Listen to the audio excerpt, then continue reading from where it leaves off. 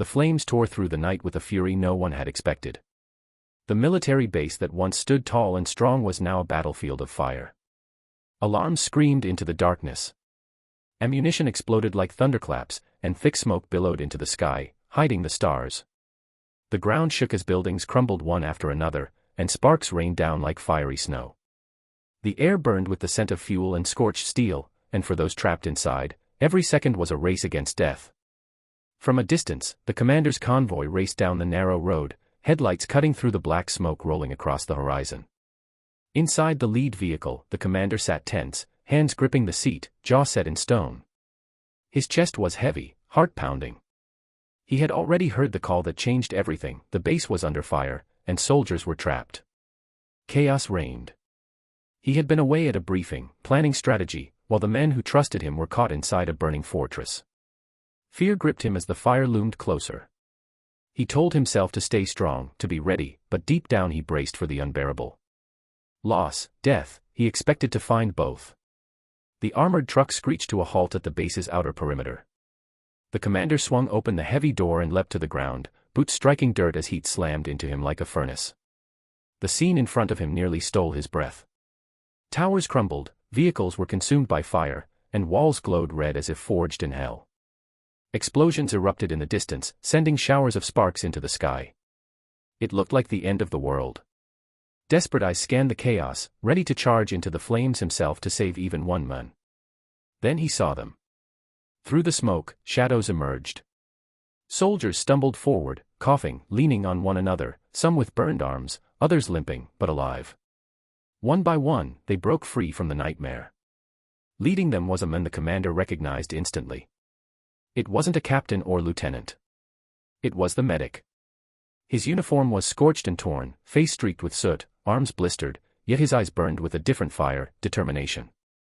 On his back, he carried a soldier too weak to walk. With his hands, he guided two more toward safety, each step an agony, yet he pressed forward.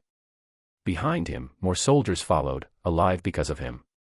The commander froze, disbelief washing over him. This was supposed to be his mission, to lead the rescue, rally his men, carry them out of death's jaws. But before he could issue a command, he realized the truth. The medic had already saved them all.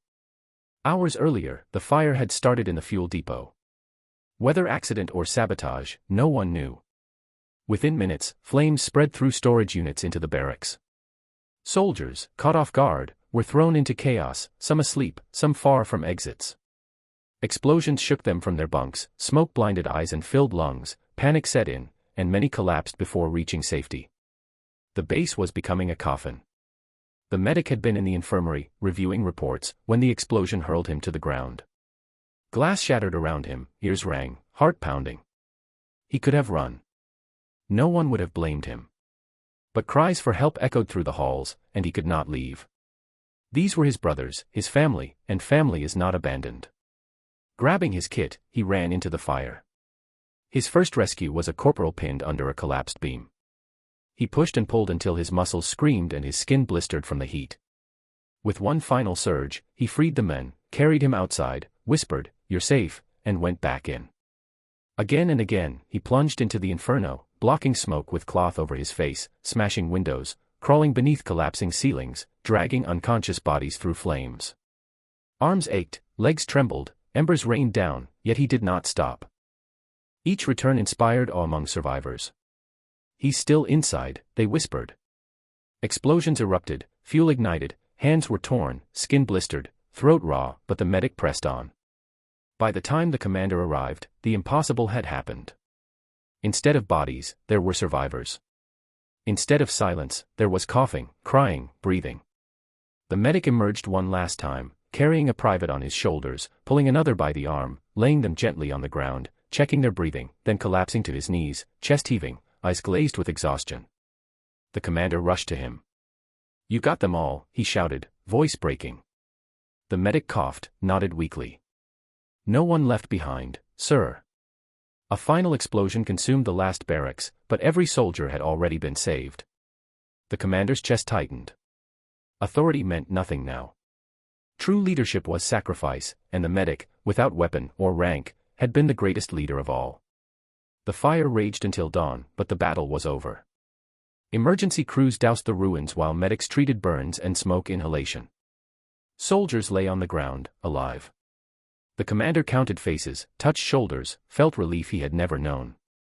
Not a single man had been lost. He saw the medic again, sitting quietly, hands trembling, body blistered, face pale, silent.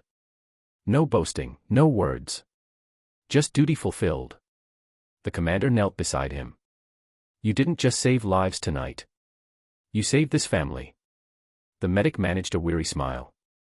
Just doing my job. But the commander knew better. The story spread across the nation. Videos showed the burning base, the convoy, the medic leading soldiers through smoke. Civilians wept, soldiers saluted. He became a symbol of courage, love, and relentless determination. Weeks later, the base was rebuilt.